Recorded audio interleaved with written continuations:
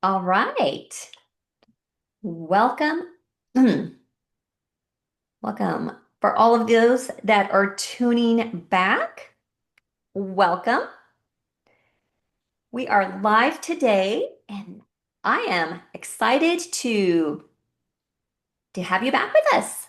I am your host, Criss Madrigal, and I'm also the founder of the Soul Line Network and the visionary behind Voices of Influence. And every week, I bring you conversations with leaders and experts and coaches that are in the areas of alignment and alignment within the core pillars of life, which are health, wealth, relationships, spirituality, and personal power. And the majority of my guests, the majority of people that I get the opportunity to bring here and have these conversations also happen to be guest experts inside the Soul Line Network, where they also get to share their thought leadership, their signature methods, their wisdom, not only to support high achievers and women, but leaders in general, and help them in how to live a deeper life in alignment with themselves. And today's conversation, I know, is one that is going to resonate with so many, but probably with a lot of women in midlife, like we are. And we're going to talk about burnout. We often hear about burnout, but what happens before burnout, right? What happens when you're still showing up, still producing, still holding everything together, but something still feels off? So today's guest, Nancy Garfinkel, brings language and clarity to this exact space. So welcome, Nancy. I'm really Thank, looking forward to today's conversation. thank you.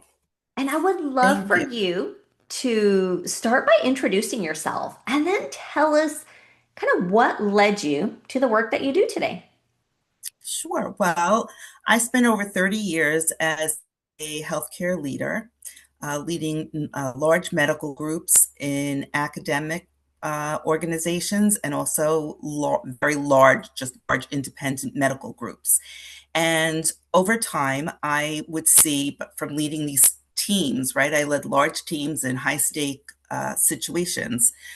I would see that, the people got stuck because the bottlenecks in organizations get stuck for one of a few reasons, right? They get stuck either because someone is generating ideas so fast that they can't keep up, right? The visionary, or the direction is changing because nobody's letting a decision stabilize to play out and measure if it actually works. They're changing lanes so quickly. And then when I left the corporate world just about 3 years ago, I started in real estate investing. And I started noticing that women had this, it was all women, the mentorship I was in. And I started realizing that these women were having similar things because you're a leader, whether you lead people or yourself. So whether you're in business or whether you're in a corporate environment or you're in your own business, you lead, whether you lead people or yourself. And how you lead leads to, how do you make decisions? How do you implement decisions? Because without execution, nothing ever happens, right? Mhm. If you can't keep up with the decisions you're making because you have so many good ideas, you don't get to implement them. But if you're trying to implement them and you don't give them the breathing room to play out while measuring what's going on, right? That's really a key. People don't necessarily like to hear that. You're not giving a project or something time to breathe. And I'll give you an example in real estate. I see a lot of women, they want to do everything. They want to own a short-term rental. They want to flip. They want to do so many things, but they're not taking the time to master one skill at a time. And so, what I found is that, especially before, the goal is that you don't want someone to burn out. You don't want someone to get to the point where they are curled up on the couch eating Cheetos. I mean, or something, right? You want someone who is that, I tend to be a visionary operator because I've always led things where I needed to have the vision, but I was also enough in operations that I needed to make sure they got implemented. But I am the kind of person who generates ideas quickly. Hmm. Just like I worked with one physician leader who I always used to say, he hits the fly balls and it's my job to catch them, meaning he came up with ideas left and right and I had to catch them and put them into action, right? And so he just had to have the patience, which he didn't, but to let things through, but we did. And so what I found is that most, capable, high achieving women, um, they don't struggle with actually making decisions. They struggle with these two things. Either they're constantly, they're creatives who generate and generate ideas and they don't know what to do with them, or they make a decision and then, it's sort of like squirrel. Something comes up in the middle and they're like, maybe that would be a better way to do it. And so they don't give it a chance. And so that's really how I started down this path, to help people to help prevent them from being the bottleneck in their own business. Yes. Okay. Let's talk about that because you just said let's, help them or prevent them from being the bottleneck of their own business. So Yes. tell us just in a few words what you've observed and why women or just leaders in general, why they become the bottleneck of their own business. Well, I think people become the bottleneck because, particularly in today's day and age with the internet right at your fingertips, and forget AI, but it's very easy to say, do I have enough information? So you have to decide when something is, you're never truly ready for something. You just have to pull the band-aid off, right? Hmm. So this concept that I need to be ready. No, you just have to be ready enough, okay? When you go live with something, I've taken many medical practices onto electronic medical records over the years, right? Hundreds of physicians. And were the physicians and their staffs truly ready? No, that's why we have at the elbow support, right? But there's a line in the sand that you say, we're going to go live. And then you make sure that this, even though you've trained them for weeks and you've done all the prep, something's going to go wrong. I hate to tell you. And you have somebody there to help them. So they're ready enough. It's just like the same concepts of, we sometimes, I think, especially as women, we seek perfection. And unless, right, we think we can't do Yes. something unless it is absolutely perfect. And the truth is that most of what most of us do is not life and death. And I don't say that lightly, given that I spent all those years working in healthcare for some very, for physicians where it was life and death, right? But most of what we do is not life and death. And so as long as we're making progress, we don't need to worry if it's perfect. Post the video. It's good enough. Make the post on Facebook. It's good enough. Hmm. Roll out your program. More research is not going to do that. I see women who buy course after course after course and they never implement the courses. They don't watch them. They get bored halfway through, so they don't finish them. Even in coaching programs I'm in, I watch the attrition as time goes by. The first week you'll start out with 30 people on the call, let's say. And by the time you're week 10 or 12, you have 7 people showing up.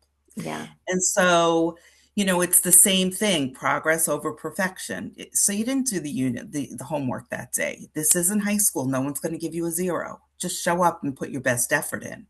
And so that's a lot of what I think people have to overcome. And while I don't teach mindset per se, right, I have, a particular structure I take people through and various tools that I have people use to learn to sit with a decision or that it's good enough to keep going forward, and how to prioritize all these ideas and goals.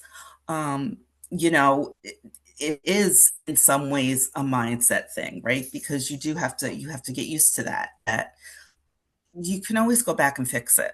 Yeah. right? I publish things and then I realize I see somebody comment and I reread everything. I'm like, oh, I had a typo in there. That's not really good.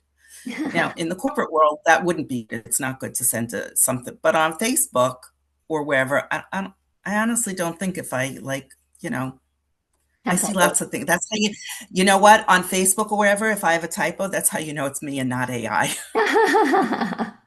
Right, right. Yeah, okay, Because this I is write so my own good. So I know you talk about, high capacity women getting stuck before stuff. burnout, right? So it's like these decisions that can ultimately lead to burnout. So let's talk a little bit about that, about women. I'm just going to say women just for this Yeah. conversation, but this applies to anyone. Women who are faced with so many decisions, and then their decisions ultimately end up in burnout because either, tell us Well, actually. okay, so let's think about this. The average person makes 35,000 decisions a day. 35,000. Okay? So think about what that looks like from the time you get up. Am I going to hit snooze? Okay. What am I going to wear? What's everybody having for breakfast, right? Because if you're a mom, you're thinking about, and if you're a working mom, meaning working outside the house, you're not only worrying about, getting the kids off to school, husband out the door, perhaps yourself out the door, but you're also thinking about, okay, when I get to work, I have to do ABC. So there's so many micro decisions that are going on during the day that you're not even aware of. So by the end of the day, I know when I was a working mother, I mean, I was a single parent with one child, but the hardest thing for me was making dinner consistently. I was great at breakfast. I packed her lunch every day, but when it came time for dinner, the diner was our kitchen. Okay, we wound up at the diner many days a week because I was just like, I don't know what to make for dinner. Forget it. We're just going to the diner. So Hmm. when you think about how many decisions you have to make in a day, okay, and how many people depend on you and what's going on, and the competing demands that I personally think women face more than men, okay? And by that I mean you have a late meeting and it could be 5 o'clock, okay? Because most people are out the door by then, right? Depending upon where you work. But you have a meeting and you get stuck, okay? But you're also supposed to be at the soccer field, or something runs over, or there's a crisis. Having worked in healthcare, we never finished on time in the doctor's office. And so then you have to pull, right? Am I late for dinner? Am I missing another dinner? Am I going to be late to parent teacher conferences? So it's all these competing demands of your career or your business, whichever one it is. Hmm. And just because you have your own business doesn't mean those demands aren't there, right? We all think we have our own businesses so that we can have this time freedom, but it takes a long time in your business to get to the point where you have that real freedom, right? Where you don't have to be Yeah. there. Yeah. And so building towards that, um, it really is a lot of conflict in internally about what do I do and how am I showing up, right? How am I showing up for my family? How am I showing up for work? And are you fully present? And while the basics of my coaching do not really go into that in depth, I mean, I will if somebody needs me to, obviously. But because, as I said, having mentored and coached many managers who are now CEOs of hospitals, when I was along the way, I'm used to that. But the truth is, it's about putting the systems and structures in place so that you can have a roadmap, so to speak, right? And you can pace yourself and figure out how to get from A to B to C to D and get a project finished so that you're not constantly redeciding something, Yeah. right? You're not, that's really what happens is that we make a decision and then we think, well, is this really the right decision? Right? I mean, somebody said to me they never have trouble making any decisions. I don't have trouble making decisions. I really don't. But I think, you're going through something and, you get a naysayer somewhere. And whether it's someone on your team or, I call the mean girl in my head Esmeralda. Um, So if your inner mean girl starts to speak up and say, well, what are you doing? Why are you doing it that way? And you start to question yourself, that's when you hit the roadblock. That's when you become the bottleneck, if you start to second guess yourself. So Hmm. you need to put the structure in so you're not second guessing yourself and you let it play out. And the way I think that should be done, and I suggest that be done, is I'm very tactical. I like things that can be measured.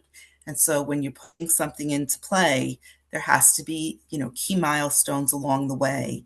And just because you're in your own business, even if you're a solopreneur, doesn't mean you shouldn't have those structures. Yeah. You know, just because you're wearing 15 hats, right? I own my own business. I'm at it solo. I do my own PR. I do my own scheduling, and that was after 36 years of having an assistant to schedule me, um, and things like that. So you're wearing so many hats. I mean, I'm even my own IT department now. Yeah. So when you're juggling all that, that's been fun. When you're juggling all that, it's really, you have to have ways to know, am I doing okay in this area? And how am I going to know that I'm doing okay? And you have to give yourself some sort of milestone, whether it's you've booked this many calls this week, you've sold this many widgets this week, whatever it is, you have to sit down at the beginning of each project. And I think the other thing that people have to realize, we're approaching the end of the first quarter. I'm always curious how people's, I don't believe in resolutions, but I do believe in making goals. Yeah. But I don't know about you, my goals, I have like 25 goals on my list for the year for my business. You can't work on 25 goals at once. No. You have to patient. Yeah, but some people try to, right? They Yeah. try to juggle all of them. So you have to, section that out into whatever kind of periodization you want. You have to section that out and say, this project is going to happen during the first quarter. This project is going to have to wait till the third quarter. And I can tell you, even when I worked in healthcare, that was one thing healthcare, I mean, it's been 3 years. I don't think they're very good at. They dump the goals and objectives. And when you say, well, I'm not going to work on that till the third quarter, like, what do you mean? We have to work on all of this at once. And so it's not realistic Yeah. because you can't. No one has the mental bandwidth unless you have such a large team. And in today's day and age, I don't care. I don't think it matters what business it is. I don't think many businesses have that, the Yeah. financial luxury of that. It's funny you're talking about all this because, in fact, last night I told my husband we were working on something over the weekend, and I was asking him, for his opinion. Like, we had to come to a decision on a vendor that we were selecting for an event that we're having. And he said, well, do this or, pick this one. Or we were just having that conversation. And I'm just like, I just want you to decide, you know? And then he So was like, sometimes we do. and then he said something like, "Well, I've already said, but you don't seem to agree. So what are we doing here? Like, are you wanting me to make a decision to help you feel better about your decision?" And I started thinking about it, and I was like, "Forget it. Moving on. We'll get who you said, and we'll carry on." So then last night I said, "This is what it is. Decision fatigue." And he was Yes. like, he said, "I've never heard of that." And I said, Well, "Well, it's what that's I what I'm talk about all calling the time. it." I said, That's what I that's, do all the time. I said, "That's what I'm calling it." I said, because there's times where I don't want to decide anymore. Even if it's like, what do you guys want for dinner? If you guys say, I don't know, I'm not going to give you guys anything. I don't want to make a decision. And I said, Right. that's what it was in that moment yesterday. I said, I felt like I was in decision fatigue because we're planning this event for my daughter's birthday. And it's the big quinceañera, if Yes, yes, Latinos. yes, yes. And so I said, I didn't want to make any more decisions. Like I was But maxed out for that's what decisions on happens. Sunday.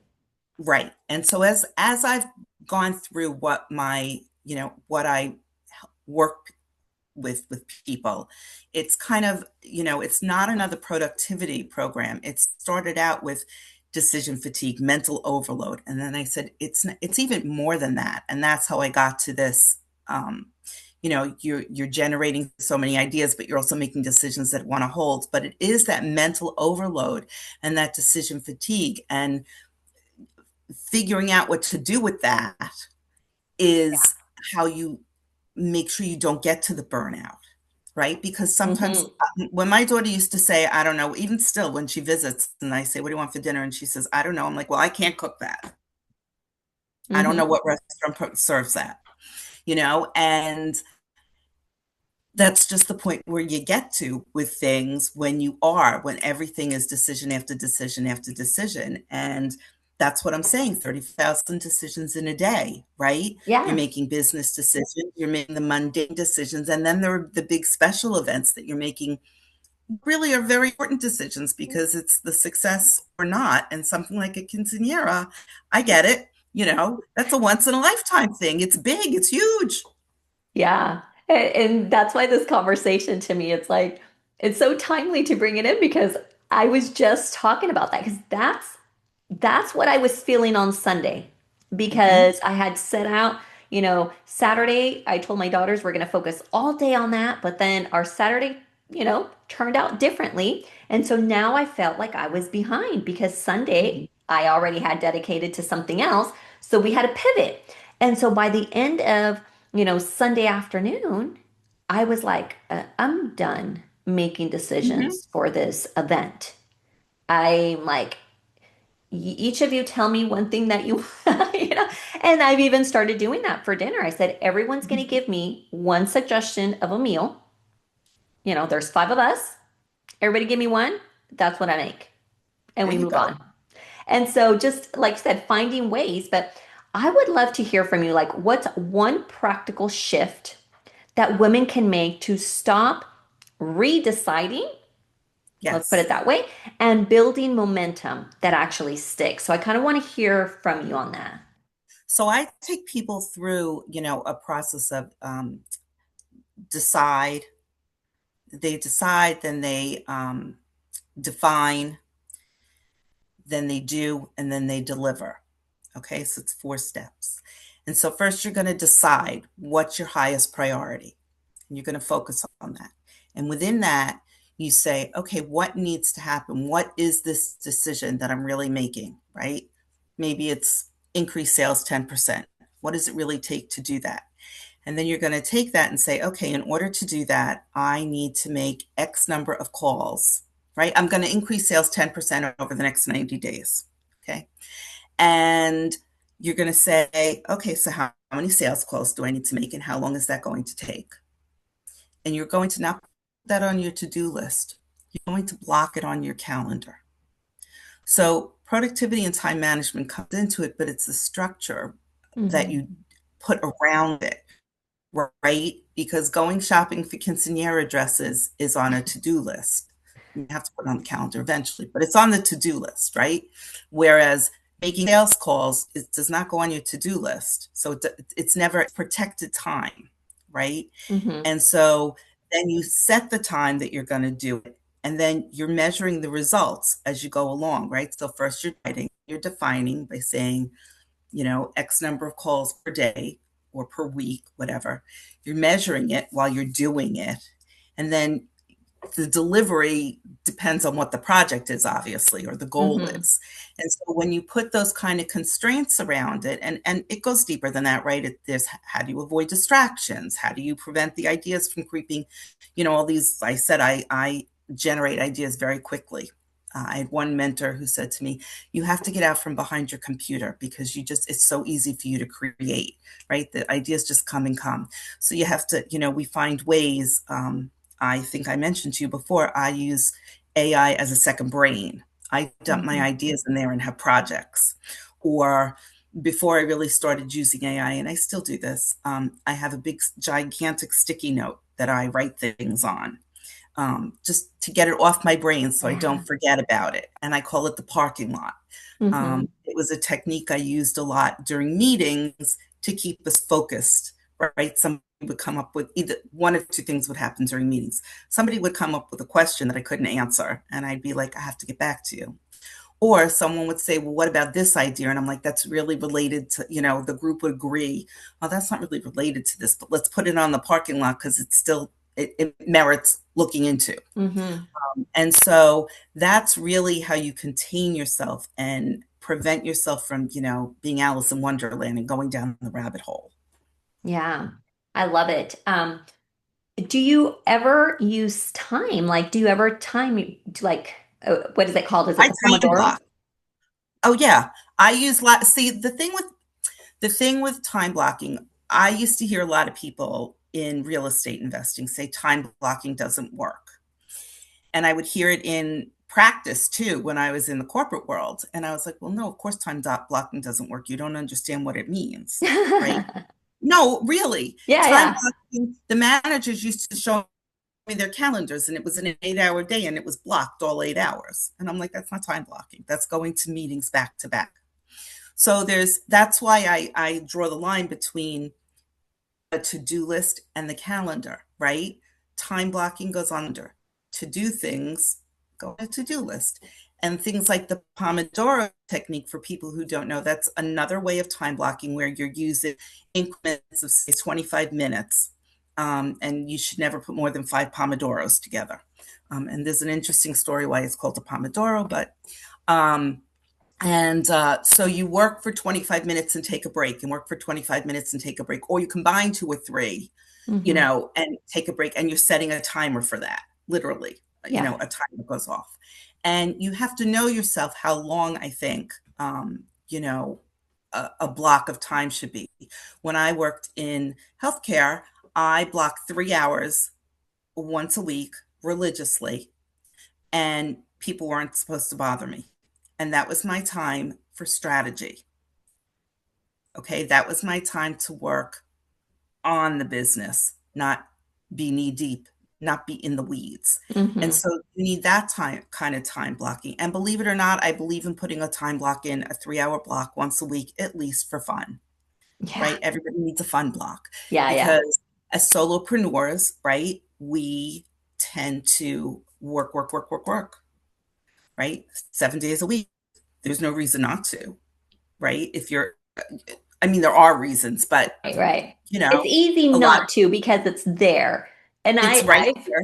yeah, I specifically set, weekends where it's like, even if I'm tempted, I'm not gonna do certain things because otherwise the line gets blurred and you're constantly on. So there's certain things that I will Right. be like, this is my weekend. I get one day where I'm not gonna no, Precisely. I'm And not that's touching it. important. When my daughter was younger, I worked from home for several years. And it was very easy after dinner to go back into the office and keep working.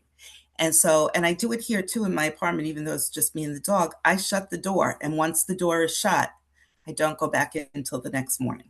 My Yeah, computer stays in here. It's I may be on my phone, but yeah. So I think boundaries also come into this as far as creating space so that you're not always in the business. So mm-hmm. sometime blocking is for work in the business, and some is working on the business, right? Yeah, On is how you're going to grow it.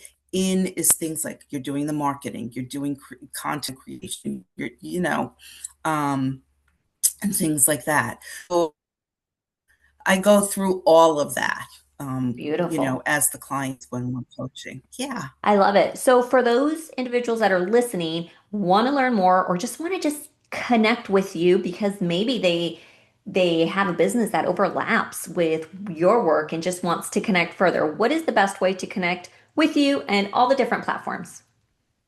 Okay, so I am on Substack as Nancy Garfinkel Official, and I do drop an article once a week on my thought leadership on this topic. I am definitely on Facebook, Nancy Garfinkel, and I am on LinkedIn, also as Nancy Garfinkel. And then I'm on Instagram as Coach Nancy Garfinkel. So I make it really simple Yeah. um, to find me. Just my name, nothing nothing fancy. And I would love to connect with people. If you have a business that's parallel, overlapping, to share thoughts and collaboration. But if anything we said today resonated with someone about, you are a person who generates ideas, you are someone who always feels behind. Hmm. You can't get things done. You don't know why. I'll give you, you have the strategy, but you never seem to implement it. I'm the next person you come to. You've done the Beautiful. strategy coach, you've done the marketing coach, but you can't seem to implement. I am the implementation. I will get you. I had a very wise mentor who years ago said to me one day, Nancy, execution wins. And that has, my daughter was 3, she's going to be 33. It shows you it has stuck with me for 33 years, this conversation I had with this woman. I love it. And I want to also point out that you led a signature event inside the Solo Line Network, which is our Facebook group. And you talked about why hard work isn't turning into progress. So I'm going to make sure that I link it so that people have the opportunity to tune into Great, that as well. I great. wanted to make sure because that's additional, that's another event that you came in and spoke to and shared your wisdom there as well. So thank you, Well, Nancy. Any thank you final for words? having Thank you for allowing me to be a guest expert in your group. It has been wonderful. I look forward, I'm thinking, oh, when should I schedule another time to do this? Because it's really been a great experience. So thank you very much. Thank you. And as I mentioned to you before we even jumped on, this guest expert experience, it's expanding, it's growing. We're bringing it into Substack, into the collaboration room, because this is a space really where we have the opportunity to connect as leaders, as coaches, as mentors, as experts, and really collaborate. Collaborate from a space of sharing our collective wisdom and not gatekeeping. I'm just a believer that it's like, Nancy, if you and I are doing the exact same thing, guess what? It's not competition because people are going to connect with you and Oh, other people are going to connect with exactly. me. And I'm not like, oh my gosh, we do the same thing. I'm not going to talk about you. No, I am because this is how Yeah. we collectively expand. And I talk about collaborating in community is the new currency. And that's I what we're going to see. I absolutely, I am very big on, I love connecting people. You know that. I've sent people your way. I've Yes. sent people other people's way. It really, I don't know why, it just gives me joy. Yeah. And we all need more joy. Yes, we do. So, if you are tuning in, whichever platform you are tuning in with, please reach out to Nancy, reach out to me, introduce yourselves, connect. We're always open and available for connections, collaborations, and just really to share one another's work.